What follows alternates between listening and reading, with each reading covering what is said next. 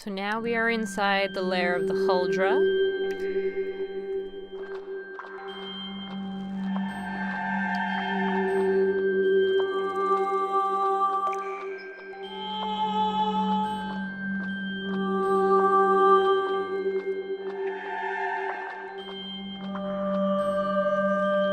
And what this is a sound puzzle.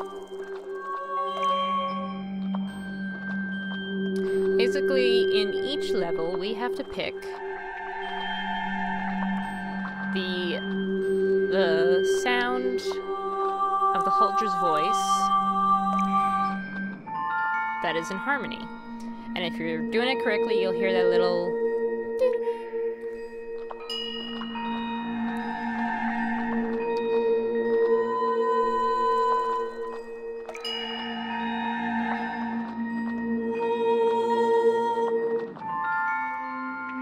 Let's see if I can get this right on the first try. Sound puzzles are very difficult for me.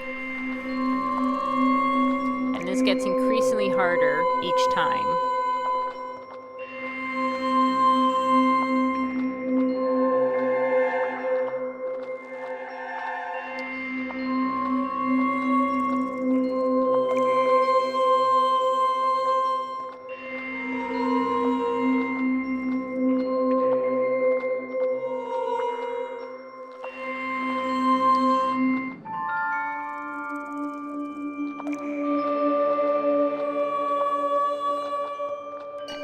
I actually like doing this puzzle with my eyes closed.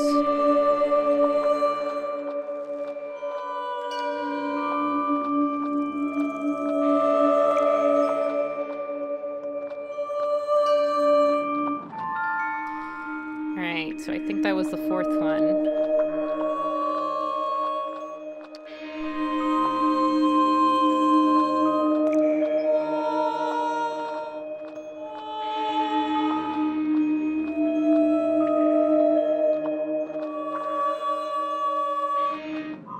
Alright, so that is what happens if you make a mistake. And I made a mistake. The fifth one is very difficult. Because it's just all the other ones are just slightly off key. At least that's how it sounds to me.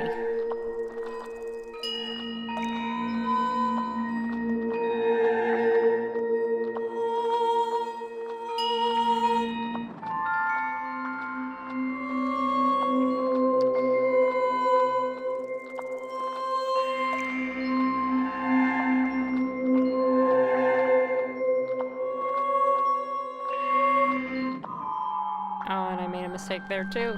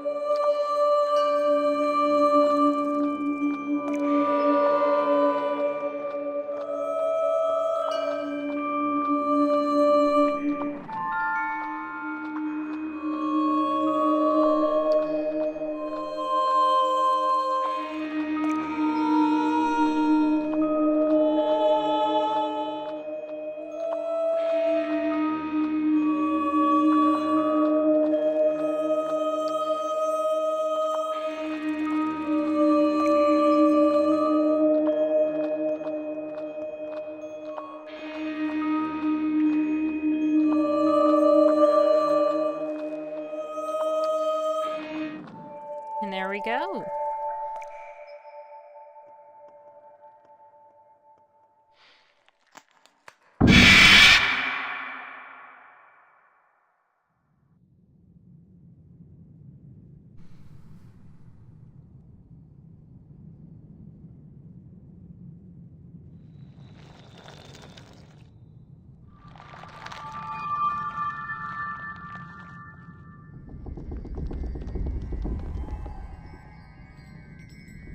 And there's our key.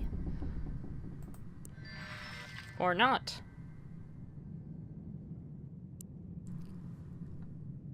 Alright, so before continuing, I'm going to read the encyclopedia entry for the Huldra. The Huldra is known to have played a part in Norse mythology, but she is likely to be of an even older origin, from when man lived off the forest rather than the fields. The Huldra was the guardian of the forest. She tended to the trees, plants, and animals. A single large tree in a grove surrounded by smaller trees was often considered to be the Huldra's home, or even the Huldra herself.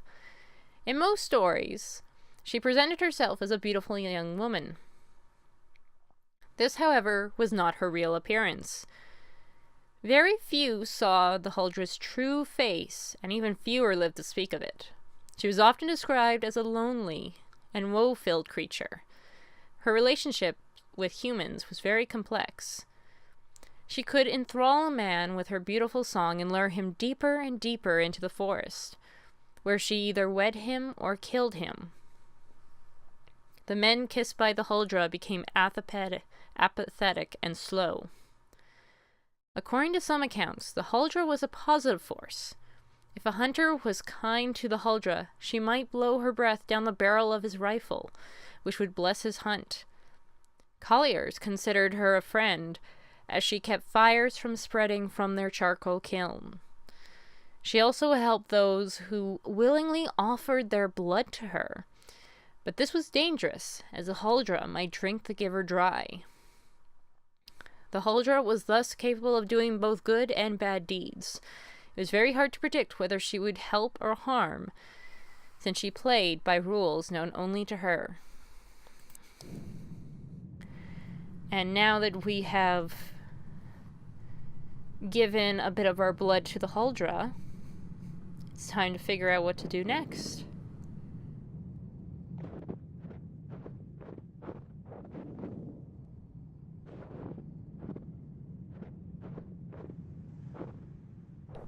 So we do have this here as well. And as you can see, we can draw on it.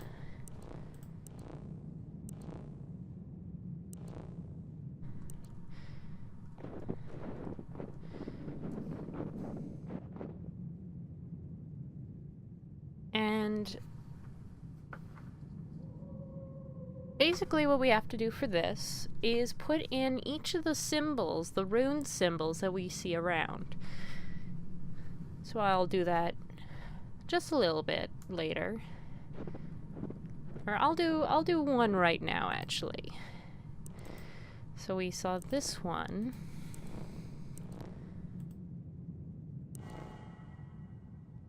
There we go. So that's one down. I believe that was the one by the river. So if we look at our hints, it says the Mylings and the Brook horse. So now we are on to the next chapter. And I'll give you an example of the hints. The key turned into water. Where could it be? He gives these very, very cryptic little hints. And it just so happens there's a brook down here.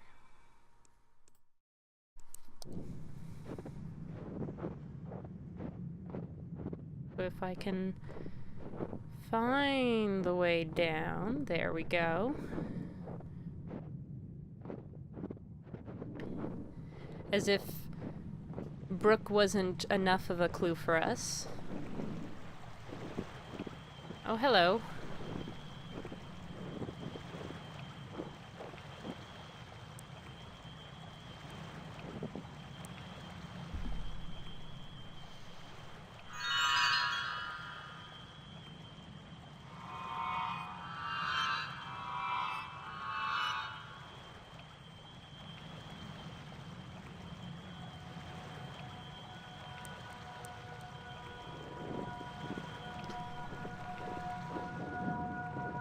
So, and that was the rune we put in. So, in order to get the key, we need little spirits, and that's blood.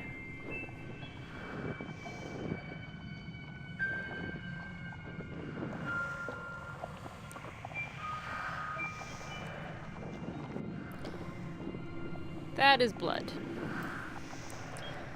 Alright, so this is actually a pretty clever puzzle here. I didn't get it the first time. You have to press the U and the N key in order to bring the locks up. And inside... Hello there. Hey, little guy.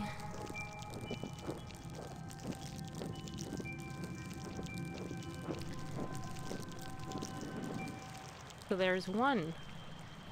You've got 3 more to look for. And it looks like blood is our clue.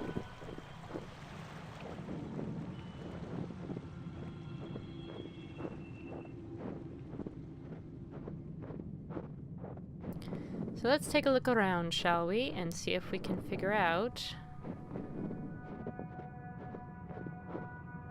Now, of course, I already know. So there seems to be one around here. And I believe these are the Mylings? For some reason the windmill isn't working, so see if we can get this working.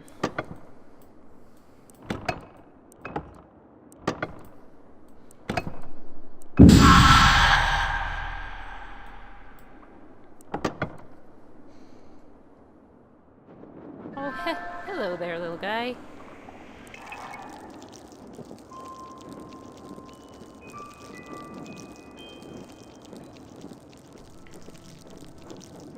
There's someone who wants to meet ya.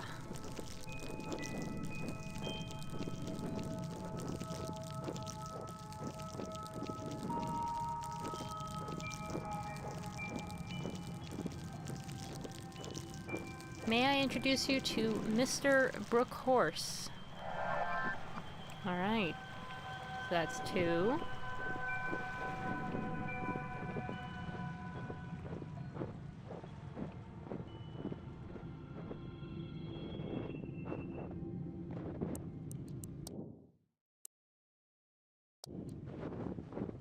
Now, I'm gonna try going the other direction.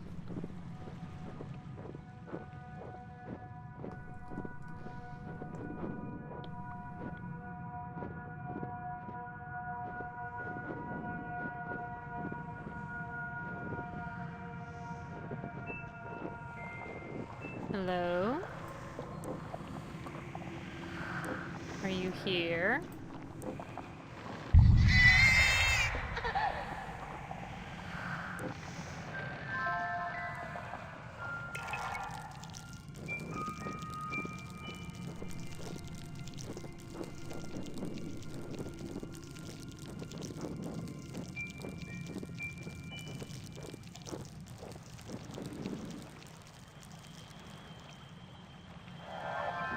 Alright.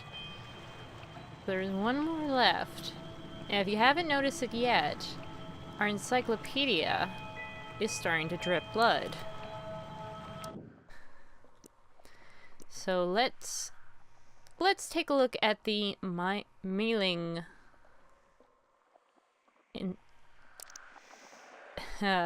encyclopedia entry. Some Mylings died at the hands of angel makers. The angel maker would typically be paid by the child's poor mother to find a decent home for the infant. When the mother left, the infant was murdered. Typically, the Mylings were murdered by their mother, often unmarried women who had been left to fend for themselves. The Myling would be commonly left in the woods to die, or they would have been drowned by their mothers in brooks or bogs.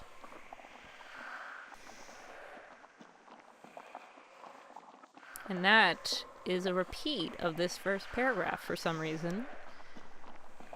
The most common way for Mylings to haunt was through a horrible wailing sound. The Myling might take the form of a ball of light, similar to those of an Erblos Scandinavian will-o'-the-wisp, and lead the curious traveler astray. Sometimes they would cry for their mothers to breastfeed them, which would apparently set them free. One story from Bergsglangen tells of an old farmer on his way home through the forest. He is approached by a small child who follows him and says, "Grandfather, grandfather, I'm so hungry." The old man tries to ignore it, but the child keeps on nagging. So finally, the old man loses his patience. "If you can find someone to feed you, then feed, but you won't get any milk from me." The child seems pleased and leaves. When the old man comes home, he finds his daughter lying dead on the floor, bleeding from her chest. The child he met was the spirit of his murdered grandson. The person who helped the Mylings find their way to the other side was often left with a gift. According to some sources, the Mylings would be taken in by other supernatural creatures such as hogs, or if they had been drowned, the Brook horse. And here is our last one.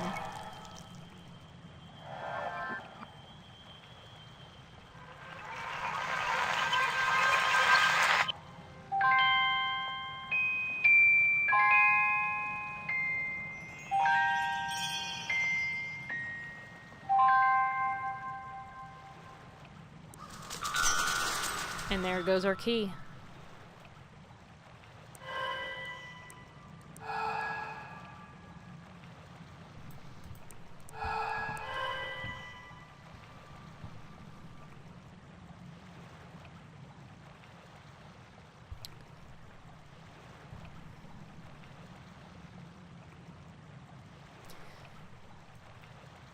So if we click these very quickly together, all the little spirits of these children combine into this little blue flame. And before continuing, since we are now on the Night Raven chapter, I will read the Brook Horse. Sweden is a country that has a lot of lakes, rivers, streams, and brooks, and Swedish folklore is filled with strange creatures residing in the dark waters. The Brook Horse was a pale horse who lived in creeks or lakes, luring children to ride on its back. The Brook Horse's spine grew for every rider that had lured on top of its back. When the Brook Horse was satisfied, it leapt into the water, whereupon the children drowned. The Brook Horse had a lot in common with the Nynx, a handsome young fiddler who lured young girls down to the water. According to some, I apologize, according to some, they were one and the same. It's likely the Brook Horse was made up to keep children from playing too close to the water. One of the more unusual descriptions comes from a story told in the north of Dalarna. A young man is on his way home from work at a charcoal kiln. He decides to wash up in a nearby creek. Again, I apologize. The man finds a strange stone formed like a small child in the water. He picks it up.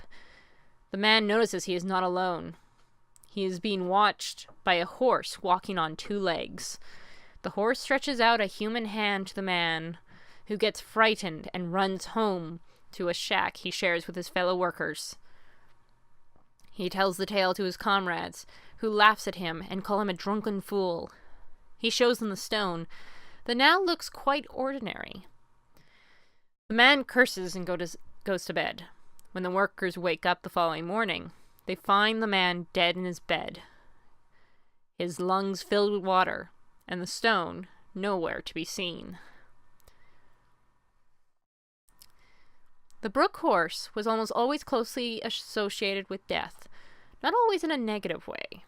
For instance, in the sad folk tale Little Nils, the Brook horse is the one who finally leads Little Nils' soul back home, and thus ends his long series of misfortunes. And that is the chapter, The Mylings and the Brook horse. And it's time to find out what we need to do with this little flame here.